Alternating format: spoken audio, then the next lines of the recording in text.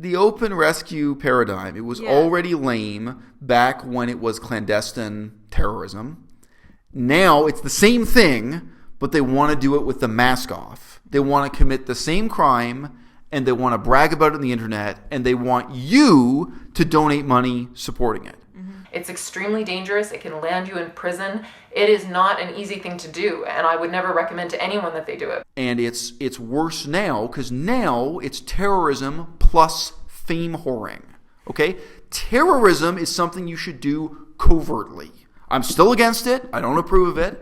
But this is like combination of terrorism with self-righteous fame whoring. If your motives in rescuing these animals were so pious, why didn't you do it anonymously? Why didn't you do it in a clandestine manner? Why didn't you just rescue the animals, which is to say, stealing them, the way all other thieves steal, in the night, silently, in secret? If you want to be Robin Hood, he lives outside the law. Maybe you didn't get that with the story of Robin Hood. Robin Hood and the Sheriff of Nottingham are not on the same team. Robin Hood would not rob from the rich, take a fucking selfie, post it on Instagram, and ask his homies to donate money to him to support his cause, robbing the fucking rich and giving to the poor. This is bullshit. This is the worst hypocrisy. In that sense, you're worse than terrorists, because at least the fucking terrorists admit they're terrorists. You're terrorists on the worst kind of self-indulgent ego trip. People don't want to donate money to a bunch of assholes going up to the front of a Chipotle and screaming at the owners and the customers to shut it down because they serve meat. Yeah. People don't want to donate money to support you when you run onto a baseball pitch and try to interrupt a baseball game holding up a banner that says "Justice for the Animals, go vegan." But the emotional effect of rescuing these animals, and then you got the tear-jerking photos of the animal being rehabilitated in the animal sanctuary, that means money. Don't kid yourself. The reason why one organization after another moves into the open rescue and sanctuary game is because of money. If people who are asking in this incredulous way, why would the FBI come down on them so hard? Why wouldn't the FBI just treat this like a house burglar? Someone who just got drunk one night and broke into a house trying to steal a TV set. Because it's really not the same, is it? When you commit a crime and you espouse, and you do it with no mask on, and you espouse that you're not ashamed of it, you're proud of it, and you're actively boasting on Instagram, you're putting up those selfies and asking for donations, you're doing all that stuff, you are making it completely clear to the authorities that if they don't stop you, one, you will reoffend, and two, you have followers whom you will inspire, whom you will encourage to commit the same offense again. À-bas-le-ciel. Okay, video starts with a kiss for a change. Yeah, money. Politics is about money. Protests are about money. The internet opens up new avenues for people to pursue a sense of blank.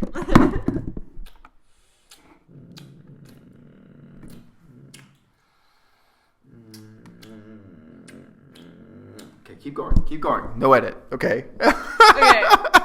Look, think about 1960s, 70s, and 80s before the internet. Getting newspaper coverage was doubtless crucial. Pamphlets, sending people information in the mail was crucial. Groups like Greenpeace built up, a huge base of donors, partly just through street theater, and partly through what I would call stunt protests. I personally was at a protest by Greenpeace where they climbed the CN Tower. CN Tower at least used to be the highest structure in the world. It's one of the tallest buildings in the world. And they climbed up the exterior of it and they hung up a giant poster saying, climate change is going to mess you up, man. Yeah. So this gets news coverage, and news coverage drives donations. And on a deep level, some groups like Direct Action Everywhere, I think, are still mimicking that. Mm-hmm. But the internet has made it all worse, right? So like back in the 80s and 90s, let's just say the 80s to be safe. So we're really pre-internet, right? People used to do the same crap Direct Action Everywhere is doing. Open rescue, a.k.a. cattle rustling, a.k.a. stealing animals that are somebody else's property. They used to do it wearing a mask. They used to do it in secret. They used to do it as a clandestine operation. That was what they called animal liberation. Now, what happens to the animals after that is another story, right? Like, okay, so you're going to liberate a flock of sheep? Think that through, what that really means. Like in a crowded country like England, so now you got sheep literally living in the downtown apartments of animal rights protests in the ALF. I've seen that in a documentary. I've seen that where they had the sheep like next to their living room table. Not joking. Yeah, it's something. That was a documentary done. They had an undercover journalist join the ALF and get involved in that kind of extremist stuff. And like when he was going to visit people's houses, they're like, "Oh yeah, we still have these sheep from the open rescue we did or the animal liberation we did 2 months ago or something." Yeah, like, "Oh yeah, how big is your backyard? Do you think you can take on one of these sheep?" And of course, it's illegal too, right? Like most cities, you can't keep sheep in your backyard. Anyway, yeah. A lot of cities you can't even keep backyard hens. Right? Yeah, sure. Without a permit or something. Yeah, sure. And guess why? All those animals spread unbelievably horrible contagious diseases to humans. Yes. They spread horrible contagious diseases to one another and to people. So it's no joke, including your cat. Great article in the Atlantic Monthly called "Your Cat is Driving You Crazy." Yeah. About, I think I must have sent you this article. It was when I was in America, and it was a neighboring town from where I was living in. They were campaigning to try to get backyard hens to be legal because they were illegal in the town that they were living in, and it was just funny hearing their arguments for backyard hens and how they had to do with cruelty to animals, and like this is the way to not be cruel to animals. Yeah, right. Just keep it in a wooden box from the day it's born till the day it's died. There's nothing cruel about that, just anyway. So we're getting back into that. The open rescue paradigm, it was already lame back when it was clandestine terrorism. Now it's the same thing, but they want to do it with the mask off. They want to commit the same crime, and they want to brag about it on the internet, and they want you to donate money supporting it. Mm-hmm. So to me, like, if you talk about videos on the internet where it's two people having a fist fight, okay, that's lame. But if it's just anonymous, if it's just put up, then it's one thing. If it's two people having a fist fight and they want you to donate money, this is fist fight for charity, or this is, and they got their name on it and they're promoting themselves, it's worse. It's worse. I feel like the open rescue paradigm, it was lame to begin with. I think it was bullshit back when the ALF did it with the masks on. And it's worse now because now it's terrorism plus fame whoring. Okay?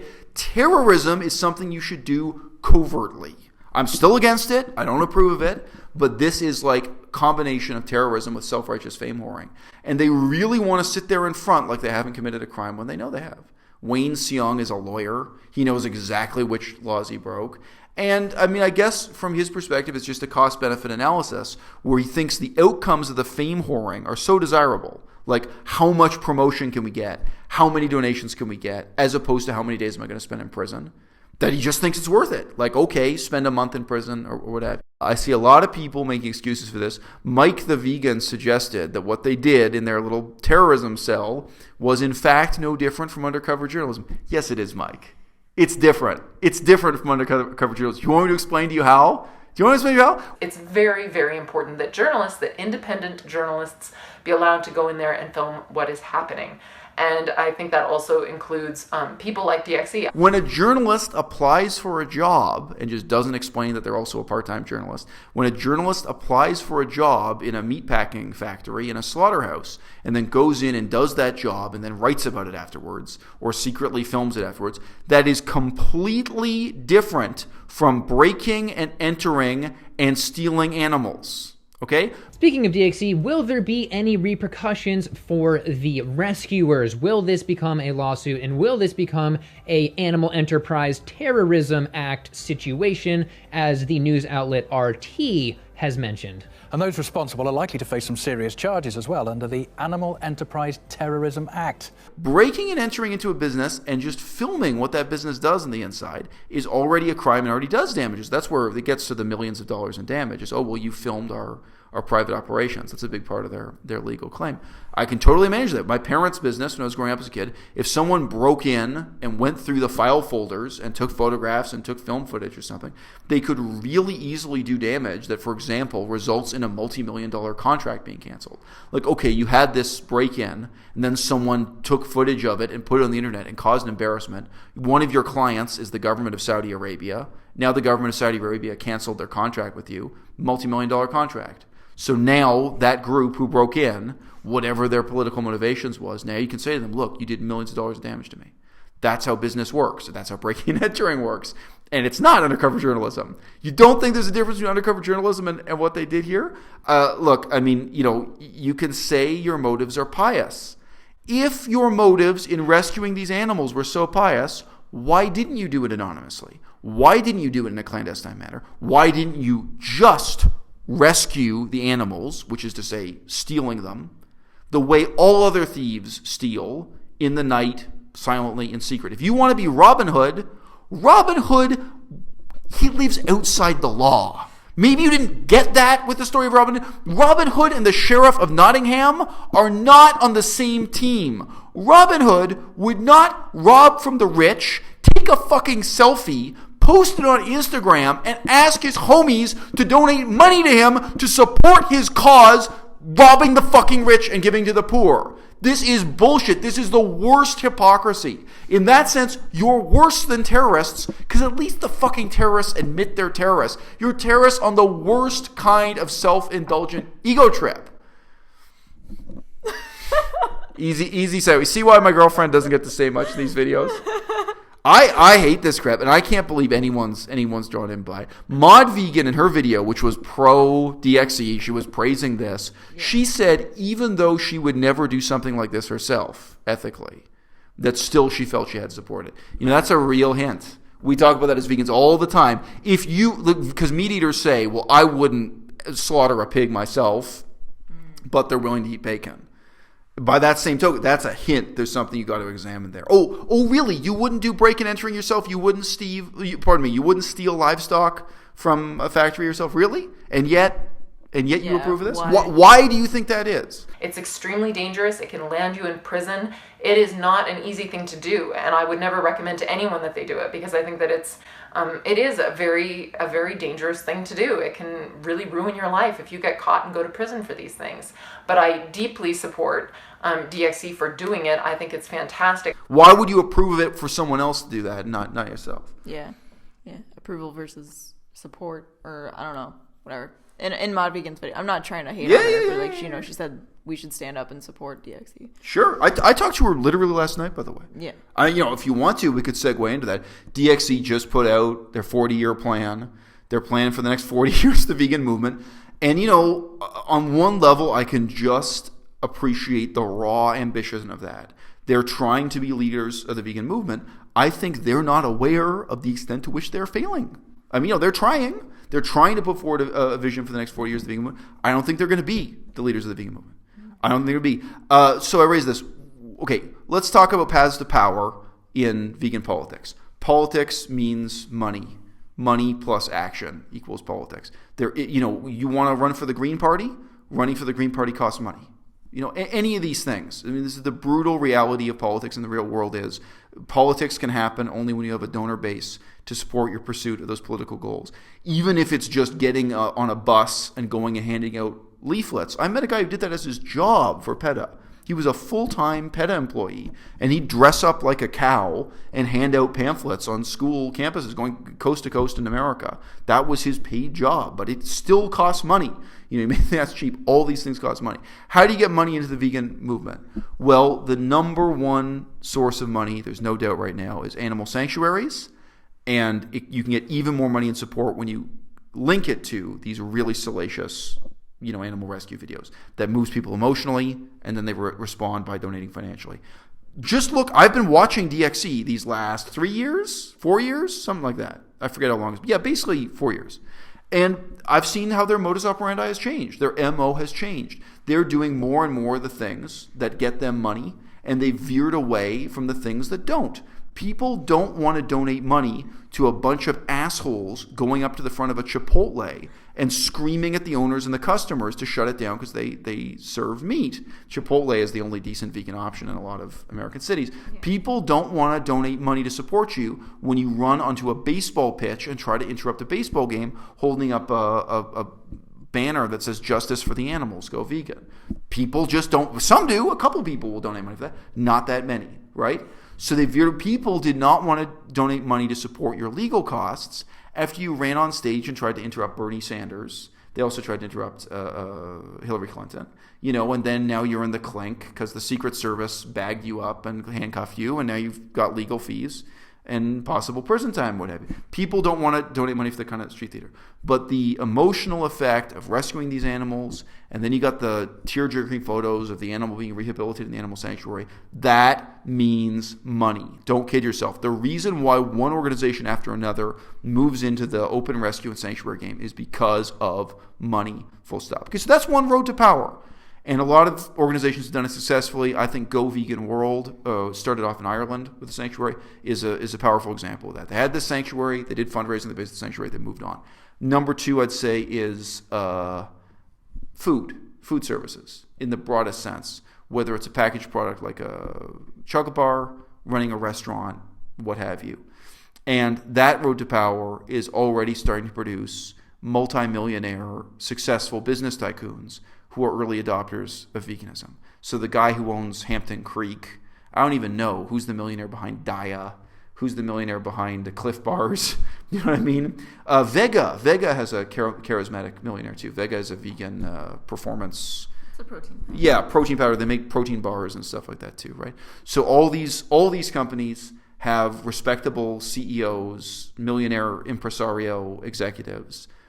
Those guys have a certain kind of political credibility, a certain kind of weight. You tell me. Now, there are other roads to power. There are other ways to get organized. There are other ways to get financial backing for a vegan movement. You tell me, who do you want your name attached to? Do you want your name attached to Wayne and Priya and their shitty, undemocratic, backstabbing, self-destructive little disruption-based movement? Do you want your business to be linked to Wayne and Priya as they face terrorism charges again and again? Is that who you want to cooperate with? Or would you rather cooperate with Daya Incorporated, Hampton Creek Incorporated, any of these vegan or semi-vegan companies that are in a very direct and obvious way? Or maybe your local vegan restaurant, maybe a vegan supermarket, maybe a vegan dessert company, whatever it is. The food services and doubtless for-profit side of the game. Both are problematic. They're problematic in different ways. I think that the aspects of the political movement that are more corporate are going to have some characteristics that are very different from the aspects that are explicitly political, groups like PCRM, groups that are explicitly medical, et cetera, et cetera. There's going to be diversity there. You're smiling. You want to jump in? No. I don't know what that smile means. What? I love you. I think this should be a video just for you. Oh! No, I'm saying. You didn't want to jump in? No, you're very passionate about this. I think you should make a solo video. I'm moderately passionate. Then we'll wrap it up. I don't have a lot more to say. Look, the only thing I wanted to... I don't know. I feel it's different. I already did 700 videos on this channel, which is me giving a monologue. So I like having you around. I like being here. Cool. Otherwise, I'll listen to it later. Anyway. All right. Like, when you record a video by yourself, I watch it anyway. So sometimes she feels like a member of the audience, even when she's on camera. Tells you something. Look, why were these charges so serious? I think Mike the Vegan is lying to you about that. I think, in effect, Maud Vegan is lying to you or is lying to herself about that. Fundamentally, in law enforcement, the most important question is propensity to reoffend.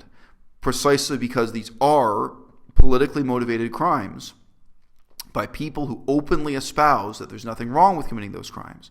The people committing these crimes have committed the same crimes before. I'm talking about Wayne, talking about the leader of Direct Action Everywhere, Wayne and Priya, and they're openly espousing that they're going to do them again and that they're encouraging others to do them again. So if people who are asking in this incredulous way, why would the FBI come down on them so hard? Why wouldn't the FBI just treat this like a house burglar? Someone who just got drunk one night and broke into a house trying to steal a TV set. Because it's really not the same, is it? It's really not. There's really a very good reason why this isn't treated the same way as, say, political protesters who maybe do some damage to a public park during a protest. That's very common. Just mentioned, political protest. That's a legal problem they often run into. But where they didn't really intend to, and they didn't espouse that as a good thing. They just said, well, we were trying to do this political protest in the park. We're sorry we broke the fountain or whatever it was. Something got damaged. We broke the public restrooms or something because we had too many people to protest. That happens, okay? It's in no way comparable to that.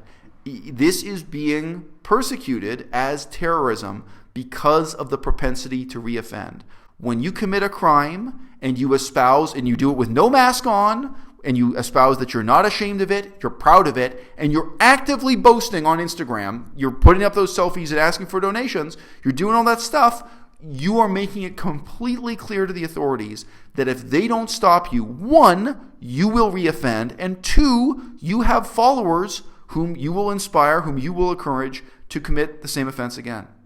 So from my perspective, this is a massive exercise in self-delusion. You want to pretend this is the same as undercover journalism? It's not. You want to pretend this is the same as some kind of minor crime, like accidentally breaking someone's window, like minor damage to property? It's not. If you break someone's window accidentally, what's your propensity to reoffend, right? The reason why this is taken so seriously by the FBI is precisely propensity to reoffend. Guys, if you want to play these games, I give this same advice to my daughter. Like, if my daughter asks me, Daddy, I want to commit a murder, I'd say to her, look, let me tell you something. Let me tell you something, sweetie. Let me tell you something. You want to commit a murder? You don't ask me for advice. You don't ask your mom for advice. You don't ask anyone for advice.